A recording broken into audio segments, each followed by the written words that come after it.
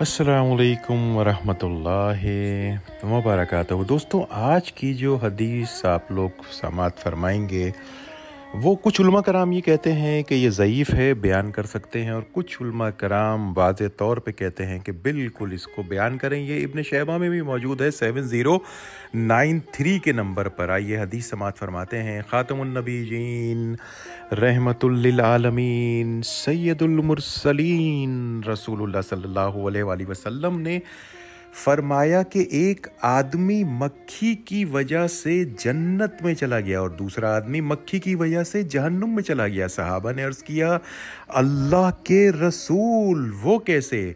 मोहम्मद अरबी ने फरमाया, दो आदमी एक कबीले के पास से गुजरे।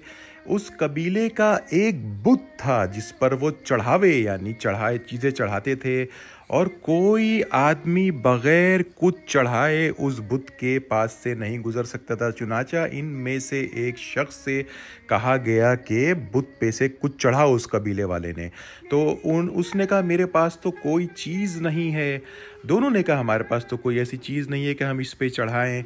तो उन्होंने उसके जवाब में कहा कि जो कुछ भी चढ़ा दो, ख्वाह एक मक्खी ही पकड़ कर इसको हमारे बुत पर चढ़ा दो। तो उसमें से एक आदमी ने मक्खी पकड़ी और उस पर चढ़ा दी, तो अल्लाह ने उसे जहन्नुम में यानी गैर अल्लाह के नाम पे जो भी चढ़ावा किया जाए उसे जहन्नुम में चला गया।